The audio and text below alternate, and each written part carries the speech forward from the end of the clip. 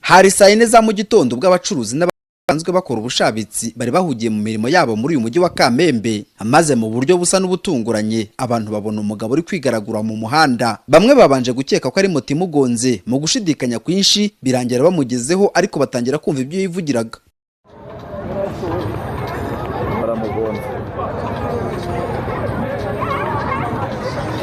Mu rusaku rwinshi uyu wigaraguraga mu muhanda yavuzaga induru avuga ko yibye umuntu ngo none ari kumva ari kuribwa umubiri wose.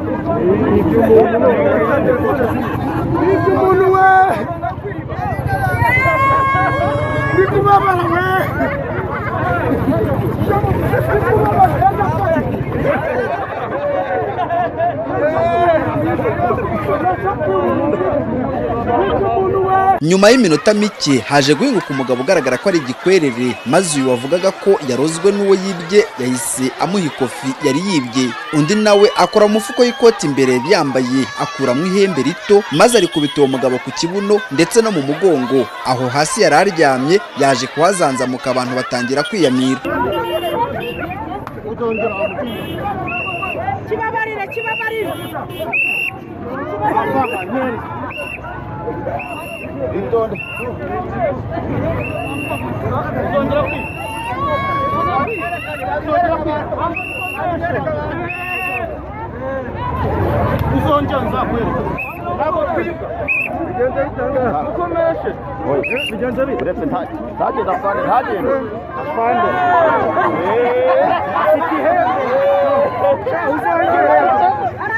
Uyu wavugaga ko ari umuvuzi gakondo yabwiye itangazamakuru ko yitwa Dr Kigoma kandi ngo avuka aho bita mu Gisaka. Uyu rero ari nawe wari wibwiye iyo kofi yavuze ko yamenye ko yibwe ubwo yaragiye kugura imbuto mu isoko rya Kamembe, maze nk'uko asanzwe agaruza iby'abandi byibwe nawe yahise akora ku ihembe rye. Uwamwibye atangira kuvuza induru ngo nuko yahise agenda asatira nk'uko abandi bose bari bashungereye, maze ngo nyuma y'uko yari amusubije ikofi ye yahise amugirira impuhwe aramuvura. Mu isoko ngiye gushaka imbuto zo kurya, ngezeyo maze kuramuza imbuto ngo nishure nkoze mu mufuka ndayabura, maze kuyabura nikabaka vyende yabura. Ubwo rero bitewe nuko ndi umuganga ndi umuvuzi gakondo mujya ninge Kigoma mujya mwumva ufata ibisambo ku mateleviziyo hose cyangwa ufatanya abagore basambana. Ku umugore asambana ari umugore wawe unsaba umuti nkaguha yajya gusambana agafatana n'uwo bari gusambana. Ubwo rero nanyi navuga ati reka ndebe yuko naga amafaranga yahera, harimo ibihumbi 12 by'amanyarwanda, harimo n'ibihumbi 30 by'amakongomani. Ubwo rero nibwo nakoresha umuti mbona igisambo mbona kiri gutakira iyo ngiyo kiri kuboroga. Ubwo rero kimpi byanjye ubu ikofi yanjye ndayifite ngiyi uko yayitwaye ku mufuka byose birimo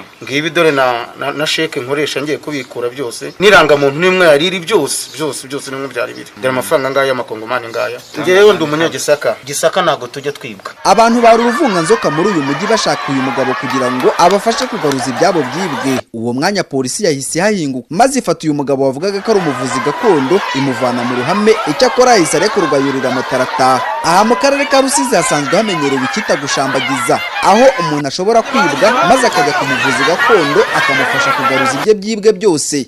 Icyakora n'abakunze kuvuga ko hari igihe uwibye batamutegeka kugarura ibyo yibye, ahubwo bagahitamo kumwica cyangwa akajya kwiroha mu ruzi cyangwa mu kindi kintu cyose gishobora kumwica mu buryo bwihuse. Abantu rero bakavuga ko uyu mugabo wari wibye uyu muvuzi gakondo ngo yagize amahirwe menshi cyane. Mu mujyi wa Kamembe w'akarere ka Rusizi nari Ntakirutimana Alfredi, TV1.